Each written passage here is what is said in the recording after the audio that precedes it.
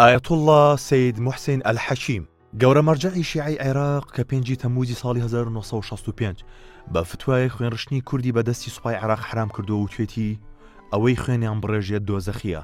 هەروەها فەرموویەتی کوردەکان برای دینی ئێمەن و لە ڕووی شەرعەوە ڕەوانیە بکوژرێن. دوای شۆڕشی گەلانی عێراق لە 4 تەمموزی ساڵی 1950 و دامەزراندنی سیستەمی کۆمار هەمووان بەگشتی و کورد بە تایبەتی دڵخۆش بوون کە لە ئەنجامی نەمانی ڕژێمی پاشایەتی و کۆتایهێنان بە دەسەڵاتی ئینگلیز بە ئەوات و ئامانجەکانی خۆیان بگەن. لە 27 تەمموزی هەمان ساڵدا وافتێکی کوردی چوونە بەغدا و مامۆستا ئیبراهیم ئەحمەد بە ناوی وەفدەکەوە لە وەزارەتی بەرگری عێراق و لە بەردەم عەبدولکەریم قاسمدا باسی بەشخوراوی گەلی کورد و مافەڕەواکانی کردووە. بەڵام هەر خێرا قاسم وتوێتی کورد دەبێ تەفرەی ئیمپریالیزم نەخۆن. لە بەندی دووەمی دەستوری کاتی عێراق داهاتووە کە عێراق بەشێکە لە نەتەوەی عەرەب، ئەمیش نیگەرانی کوردی لێکەوتەوە و ئیبراهیم ئەحمەد سەرروتارێکی بەناونیشانی گەلی کورد و دووەم مادەی دەستور لە ژمارە 339 ڕۆژی 1960 لە ڕۆژنامی خەباتدا بڵاو کردەوە کە لەسەر ئەم هەڵوێستەی دادگایی کرا. ئیتر کەمەکەمە دژایەتیکردنی کورد لەلایەن نەتەوە پەرست و شۆڤێنیستەکانی هاوپەیمانی قاسمەوە پەرێسەندووە تا گەیشتۆتە ئەوەی ئامادەکاری بکرێت بۆ پەلاماردان و کوشت و بڕی کوردان. لەو کاتەدا گەورە مەرجەعی شیعەکانی عێراق خوا لێی خۆش بوو سەماحەتی سەید موحسین حەکیم کە لە نەجەف دانیشتووە هەستی بەم مەترسیە کردووە.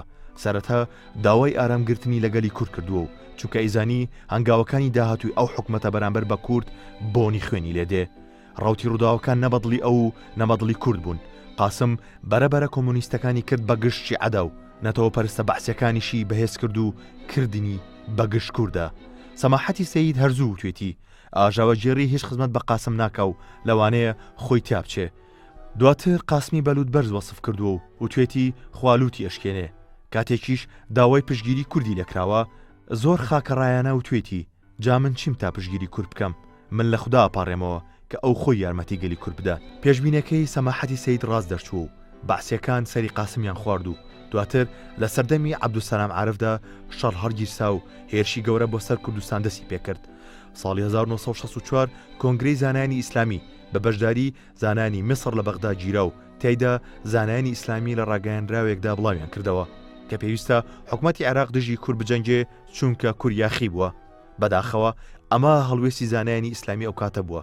بەڵام لە بەرامبەردا و بە ماوەیەکی کەم دوای ئەو ڕاگەیاندراوە سەماحەتی سەید مرۆڤە بوێر و بە هەڵوێستەکەی نەجەفی ئەشرەف فەتوا گرنگ و مێژووەکەی خۆی بۆ حرامکردنی خوێنی کورد دەرکرد و فەرموویەتی باوەڕداران نابێ یەکتی بکوژن، ئەوەی دەکوژرێ و ئەوەشی دەکوژێ هەردووچیان بە ئاگری دۆزەق دەسووتێن.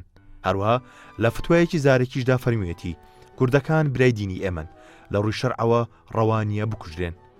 ئیتر دەسەڵاتدارانی شۆڤینیستی ئەو کاتە بەم فتوایە شڵەژان و دەستیان کرد بە هێرش بۆ سەربەڕێزی و وتویانە ئەم پیاوە نامۆیە بە وڵات و خەڵکی عێراق نییە.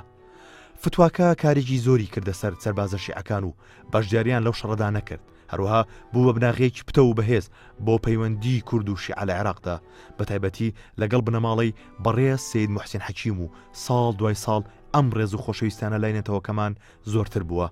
سەید موحسین حەکیم لە 1 ساڵی 1970 لە نەجەف لەدایک بووە لە مەحزەری زانایانی وەک ئایەت الله بێبەهانی و شێخ سادق جەواهیری و ئایەت الله نائینی و سەید محەممەد سەعیدی حوبەیبی خوێندوێتی.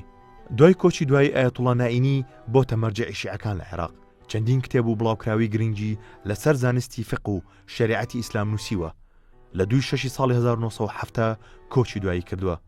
خەڵاتی زێڕینی بلە بەشێکە لەو وەفا و ئەمەکەی کورد بەرامبەر ئەو هەڵوێستە مەزنوو بیۆرانەیە کە بەڕێزیان لە ڕۆژگارێکی تاریکی نەتەوەکەماندا نواندوێتی.